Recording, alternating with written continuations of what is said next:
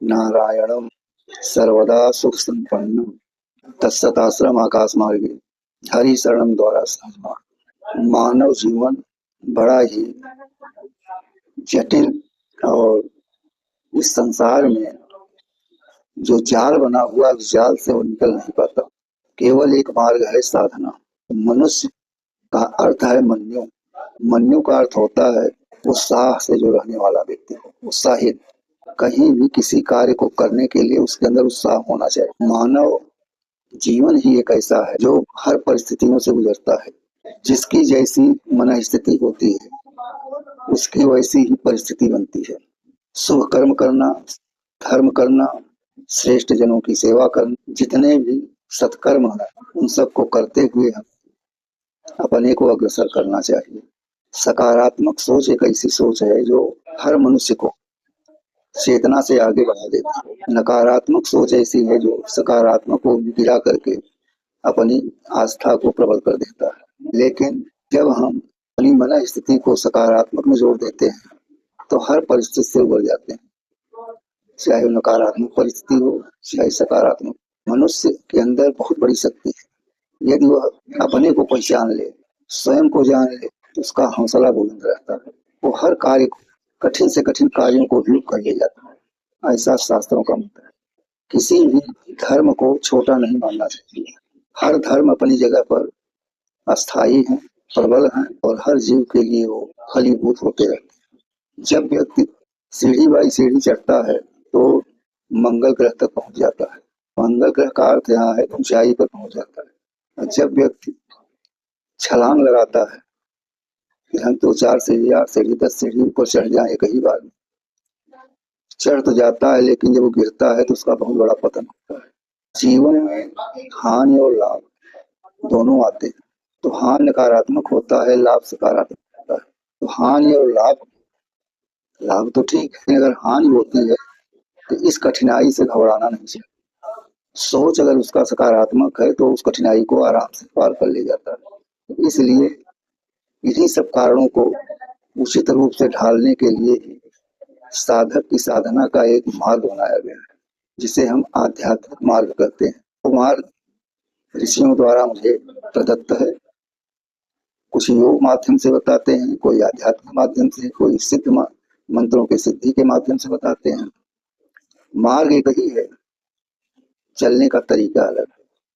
तो इसलिए हमें चलने का तरीका ढूंढना है कि हम कैसे चलें। चलने का तरीका तभी मालूम होगा चलने वाला भी तरीका से चलता हो। जब हम किसी चीज को पाने की इच्छा करेंगे तो हम उस व्यक्ति के पास जाएं जो उस चीज को पा चुका है, तब हमें वो मार्ग चलने का बताएगा।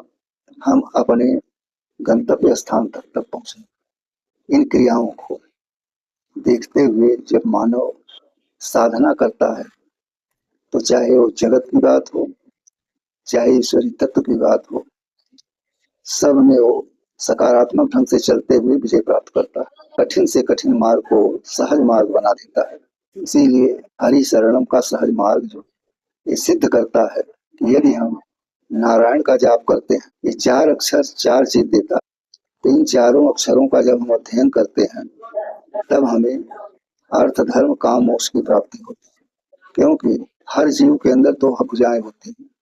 तो हम 2 भुजा की पूजा करेंगे तो हमें क्या लाभ होगा? हर 2 भुजा चाहता है कि हमें लाभ मिले, हमें लाभ मिले। लेकिन 4 भुजा वाला नहीं चाहता कि हमें लाभ मिले, वो चाहता है कि तुम्हें लाभ मिले और तुम हमारे बराबर हो जाओ। जब हमारी सकारात्मक सोच दूसरे के प्रति इस ढंग से बन जाती है तो वही ईश्वरी तत्व हमारे अंदर प्रदत्त होकर के हमें फूलों की तरह खिला देता है। जैसे फूल खिल जाता है वैसे समय आने पर ईश्वर तत्व जो है हमें भी प्रसन्न कर देता है, खिला देता है, खिल जाते हैं। अब समाज उसके लिए पकड़ने को दौड़ती है और वही व्यक्ति, वही जीव, वही मानव सत्पुरुष बन जाता है समयानुसार। शास्त्रों में बार बार बताया गया है कि नारायण की भक्ति ही मूल भक्ति है। मंत्र 12 मंत्र भी नारायण का मंत्र है, विष्णु का भी मंत्र है। मंत्र बनाया जाता है विद्वानों के द्वारा, मंत्र उत्पन्न नहीं होता, लेकिन कर्म उत्पन्न होता है। हम अच्छा कर्म करते हैं तो हमें अच्छा ज्ञान मिलेगा, अगर बुरा कर्म करते हैं तो बुरा ज्ञान मिलेगा। उसका आकर्षण भी अच्छा बुरा होता रहे। उसी प्रकार से मंत्र क्या है? जो वस्तु हमें मन भा जाए। जैसे एक कामी को एक कामिनी मिल जाए तो कामिनी कैसी हो? कामी के मन की हो, कामिनी के पीछे भाग लेता है। इसी प्रकार से हमारे मन में वो शब्द तंत्र रूप में समा जाए दिमाग में, वास्तव में ये मंत्र है, इसमें शक्ति है। तो माँ में जो अंतर लगा हुआ है, यंत्र, वही यंत्र की शक्ति होती है। माँ तो एक माध्यम बना हुआ है, प्रतीक है उसका। जैसे प्रणव मंत्र है, शब्द एक है लेकिन उसमें अक्षर तीन होते हैं, अ, उ और म। उसी प्रकार से महामंत्र को लोग राम कहते हैं।